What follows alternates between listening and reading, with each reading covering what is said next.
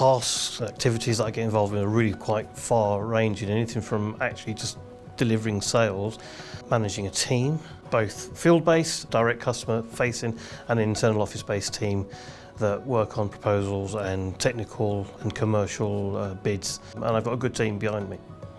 I joined the company 28 years ago, so I feel really fortunate to have learnt so much about different aspects of the business. Currently, the core challenges that the water industry faces, I would summarise into 2 points really. One is there's a big drive for efficiency and sustainability in terms of using less water, using less energy generally. And the other area which also impacts on this is compliance.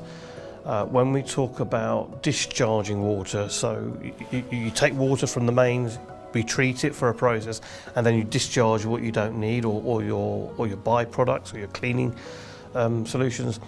And there is a tighter push for even more stringent compliance, because the infrastructure doesn't allow for more water or specific chemicals to go down to drain.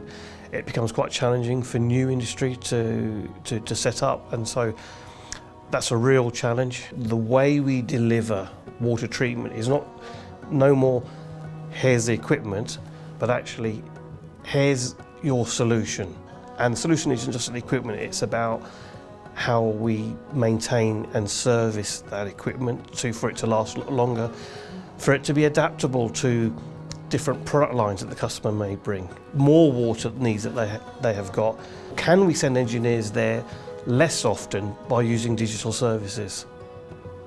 I am most proud of the relationships I build up with my customers. When I look at what we do as an organisation for our customers, I mean, we're end to end. We talk about design, we talk about supply, we talk about ownership throughout the life cycle of that customer's facility. We're not here just to sell them a piece of equipment. Actually, what our reputation is built very much upon how we build our relationships, maintain the relationships, and service that customer for as long as they want us to.